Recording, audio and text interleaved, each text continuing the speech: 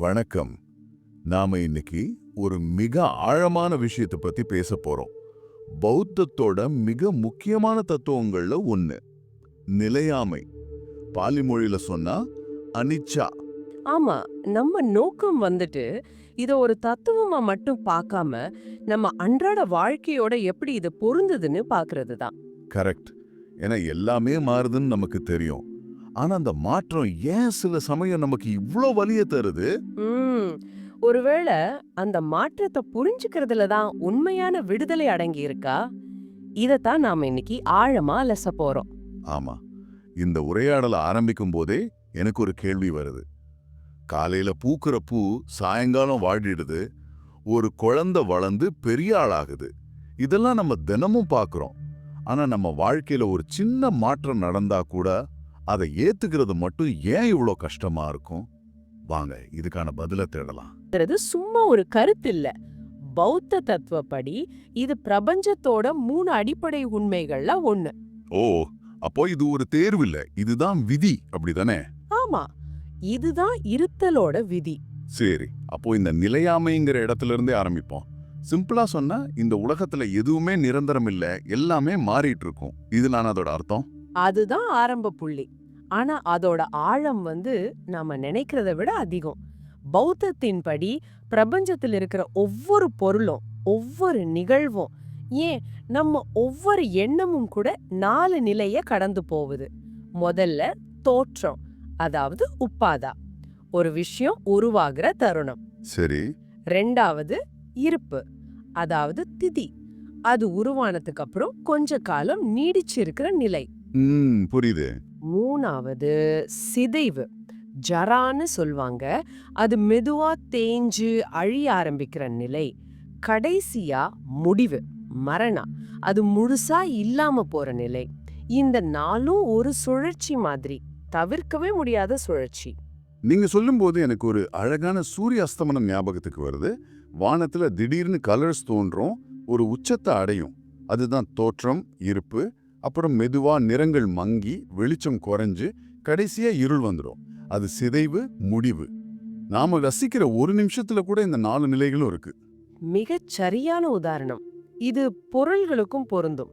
யோசிச்சு பாருங்களேன். நாம ஆசையா ஒரு புது போன் வாங்குறோம். அத பாக்ஸ விட்டு பிரிக்கும் போது வர்ற சந்தோஷம், அது தோற்றம். ஆமா. அடுத்த சில மாசம் அது சூப்பரா வேலை செய்யும், அது இருப்பு. ஆனா மெதுவா அதோட வேகம் குறையும். புது சாஃப்ட்வேர் அதை ஸ்லோவாக்கும். ஒரு நாள் ஸ்கிரீன்ல ஒரு சின்ன கீறல் விழும், இதுதான் சிதைவு. ஆமா, நடக்கிறது தான். கடைசியா அது வேலை செய்யாம ஒரு மூலையில கெடுக்கும் போது அது முடிவுக்கு வந்துடுது. ஏன் இந்த சின்ன விஷயங்கள் மட்டும் இல்ல, இமயமலை மாதிரி பிரம்மாண்டமான மலைகள் கூட ஒவ்வொரு செகண்டும் காத்து மழையால அரிச்சிட்டே இருக்குன்னு சொல்றாங்க. பல மில்லியன் வருஷத்துல அதோட வடிவமே மாறிடும். அப்போ கண்ணுக்கு தெரியாத அணுவுல இருந்து பெரிய மலை வரைக்கும் எல்லாமே இந்த சுழற்சிக்குள்ளதான் இருக்கு. ஆமா, இதுதான் நிலையாமையோட அடிப்படை. இந்த ஓட்டத்தை, இந்த மாற்றத்தை எந்த ஒரு விருப்பு வெறுப்பும் இல்லாம கவனிக்கிறது தான் ஞானத்துக்கான முதல் படி. சரி, அப்போ எல்லாமே நிலையற்றதுன்னா வாழ்க்கைங்கிறது ஒரு சோகமான விஷயமா? ஒரு பூ வாடிடும், உறவுகள் முடிஞ்சிடும், நாமும் வயசாகிடும். இதுவே ஒரு பெரிய துன்பம் இல்லையா? இந்த நினைப்பு தான் பலரையும் வாட்டுது. இங்கதான் ஒரு முக்கியமான திருப்பம் வருது. இது ஒரு அருமையான கேள்வி. பௌத்தம் மாற்றத்தையோ நிலையாமையோ துன்பம்னு சொல்லல. அது ஒரு இயற்கை விதி, அவ்வளோதான். ஓ. ஆனா அந்த மாற்றத்தை ஏத்துக்க முடியாம, இது இப்படித்தான் நிரந்தரமா இருக்கணும்னு நாம ஒரு விஷயத்தை பிடிவாதமா பட்டுக்கிறோமே, அந்த பற்றுதல் தான் துன்பமா மாறுது. இதத்தான் பௌத்தத்துல துக்கான்னு சொல்லுவாங்க. ஓ, அப்ப பிரச்சனை வெளியில இல்ல, நம்ம மனசுல தான் இருக்கு. அதாவது ஒரு உறவு முறியும் போது நமக்கு வர்ற வலி அந்த பிரிவு நடந்ததால மட்டும் வரதில்ல. கரெக்ட். இந்த உறவு என்னைக்கும் நீடிக்கணும்னு நாம அதை இறுக்கமா பிடிச்சிருந்ததால வருது. அந்த எதிர்பார்ப்பு தான் வலிக்குது, அப்படிதானே? மிகச் சரியா புரிஞ்சுக்கிட்டீங்க. மாற்றம் துன்பம் இல்ல, மாற்றத்தை எதிர்க்கிற வனம்தான் துன்பம். இதுதான் திலக்கானான்னு சொல்ற 3 உலகளாவிய உண்மைகள்ல 2வது. முதல்ல அனிச்சா, நிலையாமை. 2வது துக்கா, திருப்தியின்மை அல்லது துன்பம். சரி, நிலையாமையை எதிர்த்தா துன்பம் வருதுன்னு புரியுது. ஆனா இந்த எதிர்ப்பை யார் செய்கிறா? அந்த நான் யாரு? உங்க குறிப்புகள்ல இத பத்தி ஒரு ஆச்சரியமான விஷயம் இருக்கு. 3வது உண்மை அனத்தா, அதாவது ஆன்மா இல்லாத தன்மை. இதுதான் புரிஞ்சுக்க கொஞ்சம் கஷ்டமா இருக்கு. நிலையான மாறாத நான் எதுவும் இல்லைன்னு சொல்றீங்க. ஆனா நான் இங்க பேசிட்டு இருக்கேன், எனக்குன்னு ஒரு தனிப்பட்ட அடையாளம் இருக்கு. அப்போ நான் இல்லையா? இத விளக்க ஒரு அருமையான உதாரணம் இருக்கு. நாம ஒரு மெழுகுவர்த்தி சுடர் மாதிரி. மெழுகுவர்த்தி சுடரா? ஆமா. தூரத்துல இருந்து பாக்கும்போது அந்த சுடர் ஒரே மாதிரி நிலையா எரிஞ்சிட்டு இருக்கிற மாதிரி தோணும். ஆனா நாம கிட்ட போய் கவனிச்சா ஒவ்வொரு கணமும் அதோட மெழுகு, திரி, காத்துன்னு எரிபொருளும் அது உருவாக்குற வெளிச்சமும் வெப்பமும் மாறிட்டே இருக்கு. ஆமா, உண்மைதான். ஒரு கணத்துக்கு முன்னாடி இருந்த சுடர் அடுத்த கணத்துல இல்ல. அது ஒரு தொடர்ச்சியான செயல்முறை, ஒரு நிகழ்வு. அது ஒரு பொருள் இல்ல. இது எனக்கு ஒரு விஷயத்தை ஞாபகப்படுத்துது. நாம சின்ன வயசுல எடுத்த போட்டோவை பார்க்கும்போது இது நான் தான்னு சொல்றோம். ஆனா அந்த போட்டோல இருக்கிற உடம்புல ஒரு செல் கூட இப்ப நம்ம உடம்புல இல்ல. நம்ம எண்ணங்கள், ஆசைகள், நம்பிக்கைகள் எல்லாமே மாறிடுச்சு. அப்போ எது அந்த நான்? அந்த நினைவுகளா? அதுவும் தான் மாறிட்டே இருக்கு. அதுதான் அனத்தா. நிலையான மாறாத மையம்னு எதுவும் இல்ல. நம்ம உடல், நம்ம உணர்வுகள், நம்ம எண்ணங்கள், நினைவுகள் எல்லாமே அந்த சுடர் மாதிரி ஒவ்வொரு கணமும் மாறிட்டே இருக்கிற ஒரு ஓட்டம். இந்த ஓட்டத்தை நான்னு தப்பா புரிஞ்சுக்கிட்டு அதை நிரந்தரமாக்க முயற்சிக்கும் போதுதான் துக்கா உண்டாகுது. அப்போ இந்த 3 உண்மைகளையும் இணைச்சு பார்க்கணும். ஆமா. உலகத்துல எல்லாமே நிலையற்றது, அனிச்சா. இந்த நிலையற்ற ஒன்ன நிரந்தரம்னு நாம பட்டுக்க முயற்சிக்கும் போது துன்பம், துக்கா வருது. நம்ம நான்னு நினைக்கிற இந்த உடம்பும் மனசும் கூட நிலையற்ற ஒரு ஓட்டம்தான். அதனால அதுல நிலையான ஆன்மான்னு எதுவும் இல்ல, அனத்தா. ஒரு நிமிஷம். நிலையான நான் இல்லைன்னா அப்போ கர்மவினை, மறுபிறவி மாதிரியான விஷயங்களை எப்படி புரிஞ்சுக்கிறது? ஒரு செயல் செஞ்சா அதோட விளைவு யார போய் சேரும்? அது ஒரு மிக ஆழமான கேள்வி. சுருக்கமா சொன்னா அது ஒரு தொடர் ஓட்டம் மாதிரி. ஒரு மெழுகுவர்த்தியிலிருந்து இன்னொரு மெழுகுவர்த்திய பத்த வைக்கும்போது 2வது சுடர் முதல்ல இருந்த சுடர் இல்ல. ஆனா அது முதல் சுடரோட தொடர்ச்சி. ஓ, புரியுது. அதே மாதிரிதான் செயல்களும் அதோட விளைவுகளும் ஒரு தொடர்ச்சியான ஆற்றல் ஓட்டமா அடுத்த நிலைக்கு போகுது. தனிப்பட்ட ஆன்மா கடத்தப்படல. இத பத்தி நம்ம இன்னொரு நாள் இன்னும் விரிவா பேசலாம். சரி. ஆனா எதையும் பட்டுக்க கூடாதுன்னா நம்ம எப்படி வாழ்றது? யார் மேலேயும் அன்பு செலுத்தக்கூடாதா? ஒரு இலக்க நோக்கி உழைக்க கூடாதா? இது நம்மள ஒரு மாதிரி செயலற்ற நிலைக்கு கொண்டு போயிடாதா? எல்லாம் மாறிடும், அதனால எதையும் பெருசா எடுத்துக்க வேண்டான்னு இருந்துட்டா வாழ்க்கையில முன்னேற்றத்துக்கு என்ன அர்த்தம்? இதுவும் ஒரு பொதுவான முக்கியமான சந்தேகம். இங்க பற்றுதலுக்கும் அன்புக்கும் உள்ள வித்தியாசத்தை புரிஞ்சுக்கணும். மணலை இறுக்கமா பிடிக்கிற உதாரணத்தை இங்க பார்க்கலாம். சொல்லுங்க. நாம மணலை எவ்வளோ இறுக்கமா பிடிக்கிறோமோ அவ்வளோ வேகமா அது விரல் இடுக்குல இருந்து நழுவி போயிடும். ஆனா நம்ம கைகளை திறந்து இயல்பா வச்சா மணல் அங்கேயே தங்கி இருக்கும். அதாவது அன்புங்கிறது கைகளை திறந்து வைக்கிறது மாதிரி, பற்றுதல்ங்கிறது அதை இறுக்கி பிடிக்கிறது மாதிரி. அதேதான். மாற்றத்தை ஏத்துக்கிறதுனா எது மேலேயும் அக்கறை இல்லாம இருக்கிறது இல்ல, வாழ்க்கையோட ஓட்டத்தோட சேர்ந்து போறது. ஒரு பூ நாளைக்கு வாடிடும்னு தெரிஞ்சு இன்னைக்கு அதை ரசிக்காம இருக்க மாட்டோம். சொல்ல போனா அதோட வாழ்க்கை குறுகியதுங்கிறது தான் அதோட அழகை இன்னும் கூட்டுது. ஆமா.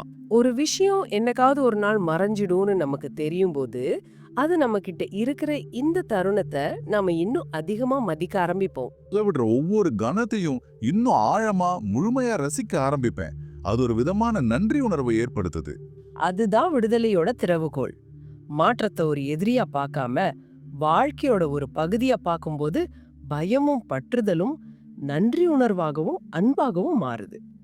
நாம எதையும் கட்டுப்படுத்த நினைக்காம நிகழ்காலத்துல முழுமையா வாழ கத்துக்கிறோம். சரி, இந்த தத்துவம் எல்லாம் கேட்கும்போது மனசுக்கு ரொம்ப அமைதியா இருக்கு. ஆனா நாளைக்கு நான் ஆபீஸ் போகும்போது என் மேலதிகாரி திட்டும் போதும் டிராபிக்ல மாட்டிக்கும் போதும் எல்லாம் நிலையக்கிறதுன்னு நினைச்சுக்கிட்டு அமைதியா இருக்க முடியுமா? எனக்கும் நம்மள கேட்டுட்டு இருக்கவங்களுக்கும் இது நடைமுறையில எப்படி உதவும்? இதுக்கு ஏதாவது பயிற்சிகள் இருக்கா? நிச்சயமா. கோட்பாட்டை நடைமுறைக்கு கொண்டு வரலன்னா அதுக்கு அர்த்தமே இல்ல. அதுக்காக தான் பௌத்தம் சில எளிய ஆனா சக்தி வாய்ந்த பயிற்சிகளை பெறுது. அதுல 3 ரொம்ப முக்கியமானது. முதல்ல மூச்சை கவனித்தல், அதாவது ஆனாபானசதி. இது நிறைய தியான முறைகள்ல சொல்றது தானே? ஆமா. ஆனா நிலையாமைங்கிற கண்ணோட்டத்துல பார்க்கும்போது இதுக்கு ஒரு புது அர்த்தம் வருது. ஒவ்வொரு மூச்சும் உள்ள வந்து வெளியே போறதே மாற்றத்தோட மிகச்சிறந்த நேரடி உதாரணம். எப்படின்னு கொஞ்சம் விளக்கமா சொல்லுங்களேன். மூச்சு உள்ள வரும்போது ஒரு உணர்வு, அது நுரையீரலை நிரப்பும் போது ஒரு உணர்வு, வெளியே போகும்போது வேற ஒரு உணர்வு. அது தொடர்ந்து மாறிட்டே இருக்கு. நாம நம்ம கவனத்தை மூச்சு மேல வைக்கும்போது ஒவ்வொரு கணமும் நடக்கிற இந்த சின்ன மாற்றத்தை நேரடியா உணர்றோம். இது புத்தகத்துல படிக்கிற மாதிரி இல்ல, இது நம்மளோட சொந்த அனுபவம். சரி. அடுத்ததா விபசனா தியானம்னு சொல்லிருக்கீங்க. அது எப்படி இந்த மூச்சு பயிற்சியில இருந்து வித்தியாசப்படுது? விபசனாங்கிறது கவனத்தை இன்னும் விரிவுபடுத்துறது. மூச்சை போலவே நம்ம உடம்புல தோன்ற உணர்வுகளையும் கவனிக்க ஆரம்பிப்போம்.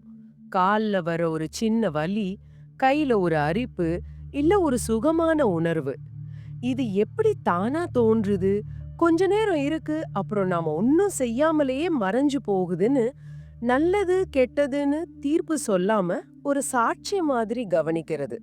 ஓ, இது எண்ணங்களுக்கும் பொருந்துமா? போன வாரம் நான் ஆசையா ஒரு செடி வாங்கினோம். 2 நாள் அது வாடி போனதும் எனக்கு வந்த கோபத்துக்கு அளவே இல்ல. இப்ப நினைச்சா சிரிப்பு தான் வருது. அந்த கோபம் அப்ப எவ்வளவு உண்மையானதா தெரிஞ்சுது. ஆனா அது தோன்றி உச்சத்தை அடைந்து மறைஞ்சிருச்சு. அருமையான உதாரணம். இதுதான் விபசனாவோட நோக்கம். நான் கோபமா இருக்கேன்னு அந்த உணர்வோட நம்மள அடையாளப்படுத்திக்கிறதுக்கு பதிலா, கோபம்னு ஒரு உணர்வு இப்போ மனசுல தோணி இருக்கு, இதுவும் நிலையற்றதுன்னு கவனிக்கிற மனநிலையை இது உருவாக்குது. அப்போ காலப்போக்குல நம்ம உணர்ச்சிகள் மேல நமக்கு ஒரு கண்ட்ரோல் கிடைக்கும். கண்ட்ரோல் என்பதை விட ஒரு ஆளுமை கிடைக்கும். நாம உணர்ச்சிகளால அடிச்சிட்டு போகப்பட மாட்டோம். 3வது பயிற்சி மரணத்தை நினைவு கூறுதல். மரண சதி. இது கேட்கவே கொஞ்சம் பயமா இருக்கே. இதோட நோக்கம் பயமுறுத்துறதோ இல்ல மனச்சோர்வை உண்டாக்குறதோ இல்ல. அதுக்கு பதிலா யதார்த்தத்தை நமக்கு ஞாபகப்படுத்தி நம்ம வாழ்க்கையை இன்னும் சிறப்பாக்குறதுக்கு தான். நம்ம வாழ்க்கை குறுகியது, அது எப்போ வேணும்னாலும் முடியலான்னு நம்ம உணரும் போது எது முக்கியம் எது முக்கியம் இல்லைன்னு தெளிவா தெரிய ஆரம்பிக்கும். அதாவது சின்ன சின்ன சண்டைகள், பொறாமைகள், தேவையில்லாத கவலைகள், இது மேல நம்ம செலவிடுற ஆற்றல் குறையும் இல்லையா? ஆமா, ஒவ்வொரு நாளும் மதிப்பு மிக்கதுன்னு ஒரு உணர்வு வரும். நம்ம உறவுகளை மதிக்க ஆரம்பிப்போம். செய்ய நினைச்ச நல்ல விஷயங்களை தள்ளி போட மாட்டோம். ஒவ்வொரு நாளையும் அர்த்தமுள்ளதா வாழணும்னு ஒரு உந்துதல் வரும். ஆக நிலையாமையோட உச்சகட்டமான மரணத்தை நினைவு கூறுவது நம்மள வாழ்விலிருந்து விலக்குறதுக்கு இல்ல, வாழ்க்கையில இன்னும் ஆழமா ஈடுபடுத்துறதுக்கு தான். அப்போ இந்த 3 பயிற்சிகளுமே மூச்சு, உணர்வுகள், வாழ்க்கையோட முடிவு எல்லாமே நிலையாமைங்கிற ஒரே உண்மைய வெவ்வேறு கோணத்துல நமக்கு அனுபவபூர்வமா உணர்த்துது. மிக சரியா சொன்னீங்க. இவை வெறும் கோட்பாடுகளை படிக்கிறது மட்டும் இல்ல, அதை நம்மளோட சொந்த உண்மையா மாத்திக்கிறதுக்கான சக்தி வாய்ந்த கருவிகள். இன்னைக்கு நாம பேசின விஷயங்களை திரும்பி பார்த்தா நிலையாமைங்கிறது பயப்பட வேண்டிய ஒரு சோகமான விஷயம் இல்ல, அது வாழ்க்கையோட தவிர்க்க முடியாத ஒரு அழகான விதிங்கிறத புரிஞ்சுக்கிட்டோம். ஆமா. மாற்றம்ங்கிற கருத்துல ஆரம்பிச்சு அதை எதிர்க்கிறதால எப்படி துன்பம் வருதுன்னு பார்த்து கடைசியா அதை ஏத்துக்கிறது மூலமா எப்படி நன்றியுணர்ச்சியோட சுதந்திரமா வாழலான்னு ஒரு முழுமையான பயணத்தை மேற்கொண்டிருக்கோம். சுருக்கமா சொன்னா, நிலையாமைய ஒரு சுமையா பார்க்காம அது ஒரு விடுதலையா பார்க்கிற ஒரு புது கண்ணோட்டத்தை நாம இன்னைக்கு ஆராய்ஞ்சோம். கடைசியா அந்த உருவகம் என் மனசுல ஆழமா பதிஞ்சிடுச்சு. ஒரு ஆறு தொடர்ந்து ஓடிட்டே இருக்கிறதால தான் சுத்தமாவும் உயிரோட்டமாவும் இருக்கு. தேங்கி நிக்கிற தண்ணி அசுத்தமாயிடும். அது மாதிரி மாற்றங்களை அனுமதிக்கும் போதுதான் நம்ம வாழ்க்கையும் தேங்கி போகாம முழுமை அடைந்து புத்துணர்ச்சியோட இருக்கு. நீங்க இந்த உரையாடலை முடிக்கும்போது ஒரு சிந்தனையோட உங்களை விட்டு செல்கிறோம்.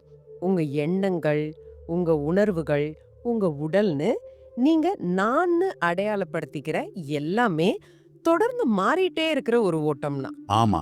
இந்த மாற்றங்களை எல்லாம் கவனிக்கிற அந்த நீங்கள் யார்? இந்த ஓட்டத்தோட எந்த ஒரு பகுதியும் பட்டுக்காம சும்மா கவனிக்கிற அந்த சாட்சி மனப்பான்மையில இருக்கும்போது அங்க மிச்சம் இருக்கிறது என்ன? இத சிந்திச்சு பாருங்க.